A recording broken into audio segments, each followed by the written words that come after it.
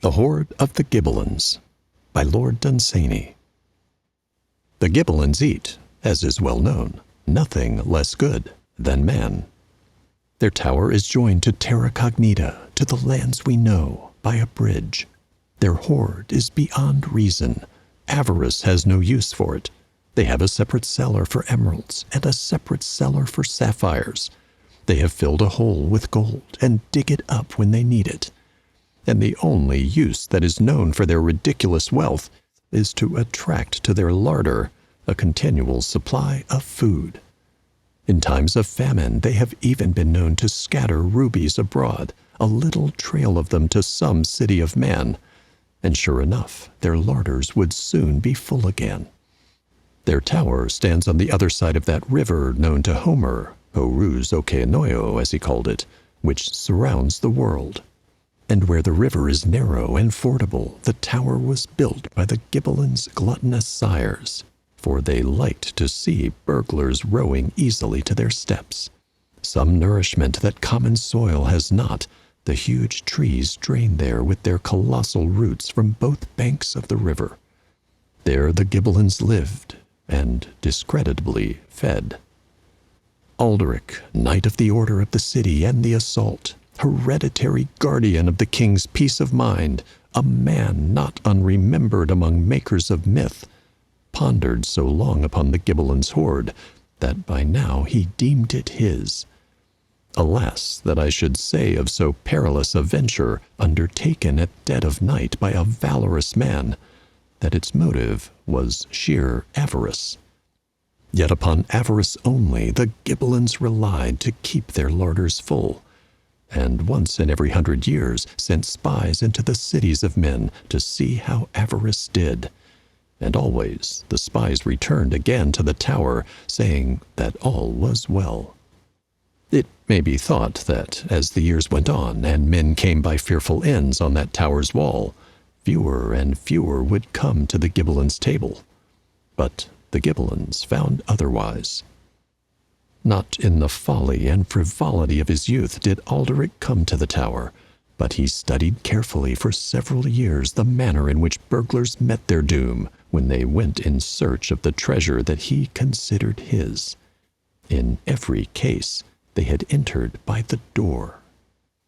He consulted those who gave advice on this quest. He noted every detail and cheerfully paid their fees, and determined to do nothing that they advised, for what were their clients now? No more than examples of the savory art, and mere half-forgotten memories of a meal, and many, perhaps, no longer even that. These were the requisites for the quest that these men used to advise: a horse, a boat, mail armor, and at least 3 men-at-arms. Some said, "Blow the horn at the tower door." Others said, "Do not touch it." Alderic thus decided. He would take no horse down to the river's edge. He would not row along it in a boat, and he would go alone and by way of the forest unpassable. How pass, you may say, the unpassable? This was his plan. There was a dragon he knew of, who, if peasants' prayers are heeded, deserved to die, not alone because of the number of maidens he cruelly slew, but because he was bad for the crops. He ravaged the very land and was the bane of a dukedom. Now Alderic determined to go up against him, so he took horse and spear and pricked till he met the dragon, and the dragon came out against him breathing bitter smoke. And to him Alderic shouted, "Hath foul dragon ever slain true knight?" And well the dragon knew that this had never been, and he hung his head and was silent, for he was glutted with blood. "Then," said the knight, "if thou wouldst ever taste maiden's blood again, thou shalt be my trusty steed, and if not, by this spear there shall befall thee all that the troubadours tell of the dooms of thy breed." And the dragon did not open his ravening mouth, nor rush upon the knight, breathing out fire, for well he knew the fate of those that did these things, but he consented to the terms imposed, and swore to the knight to become his trusty steed. It was on a saddle upon this dragon's back that Alderic afterwards sailed above the unpassable forest, even above the tops of those measureless trees, children of wonder. But first he pondered that subtle plan of his which was more profound than merely to avoid all that had been done before. And he commanded a blacksmith, and the blacksmith made him a pickaxe. Now there was great rejoicing at the rumor of Alderic's quest, for all folk knew that he was a cautious man, and they deemed that he would succeed and enrich the world. And they rubbed their hands in the cities at the thought of largesse, and there was joy among all men in Alderic's country, except, perchance, among the lenders of money, who feared they would soon be paid.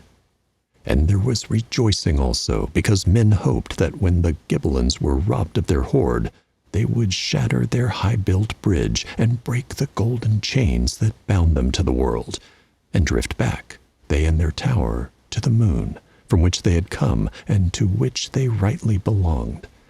There was little love for the Gibbelins, though all men envied their hoard. So they all cheered that day when he mounted his dragon, as though he was already a conqueror. And what pleased them more than the good that they hoped he would do to the world was that he scattered gold as he rode away, for he would not need it, he said, if he found the Gibbelins' hoard, and he would not need it more if he smoked on the Gibbelins' table.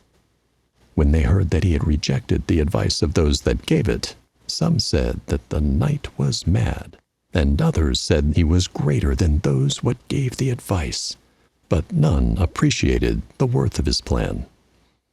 He reasoned thus. For centuries men had been well advised and had gone by the cleverest way, while the Gibbelins came to expect them to come by boat and to look for them at the door whenever their larder was empty, even as a man looketh for a snipe in a marsh. But how, said Alderic, if a snipe should sit in the top of a tree? And would men find him there? Assuredly never. So Alderic decided to swim the river and not to go by the door, but to pick his way into the tower through the stone. Moreover, it was in his mind to work below the level of the ocean, the river, as Homer knew, that girdles the world, so that as soon as he made a hole in the wall, the water should pour in, confounding the Gibbelins and flooding the cellars, rumored to be 20 feet in depth, and therein he would dive for emeralds as a diver dives for pearls. And on the day that I tell of, he galloped away from his home, scattering largesse of gold, as I have said, and passed through many kingdoms, the dragon snapping at maidens as he went, but being unable to eat them because of the bit in his mouth, and earning no gentler reward than a spur thrust where he was softest. And so they came to the swart arboreal precipice of the unpassable forest. The dragon rose at it with a rattle of wings. Many a farmer near the edge of the world saw him up there where yet the twilight lingered, a faint, black, wavering line, and, mistaking him for a row of geese going inland from the ocean, went into their houses cheerily rubbing their hands and saying that winter was coming, and that we should soon have snow. Soon even there the twilight faded away, and when they descended at the edge of the world, it was night, and the moon was shining. Ocean, the ancient river, narrow and shallow there, flowed by and made no murmur. Whether the Gibbelins banqueted, or whether they watched by the door, they also made no murmur. And Alderic dismounted, and took his armor off, and saying one prayer to his lady, swam with his pickaxe. He did not part from his sword, for fear that he meet with a Gibbelin. Landed the other side, he began to work at once, and all went well with him. Nothing put out its head from any window, and all were lighted so that nothing within could see him in the dark. The blows of his pickaxe were dulled in the deep walls. All night he worked, no sound came to molest him, and at dawn the last rock swerved and tumbled inwards, and the river poured in after. Then Alderic took a stone and went to the bottom step, and hurled the stone at the door. He heard the echoes roll into the tower. Then he ran back and dived through the hole in the wall. He was in the emerald cellar. There was no light in the lofty vault above him. But diving through 20 feet of water, he felt the floor all rough with emeralds and open coffers full of them. By a faint ray of the moon, he saw that the water was green with them, and easily filling a satchel, he rose again to the surface. And there were the Gibbelins, waist deep in the water, with torches in their hands. And without saying a word, or even smiling, they neatly hanged him on the outer wall. And the tale is one of those that have not a happy ending. This has been The Hoard of the Gibbelins by Lord Dunsany. Production copyright 2023 by Library Ladder Media.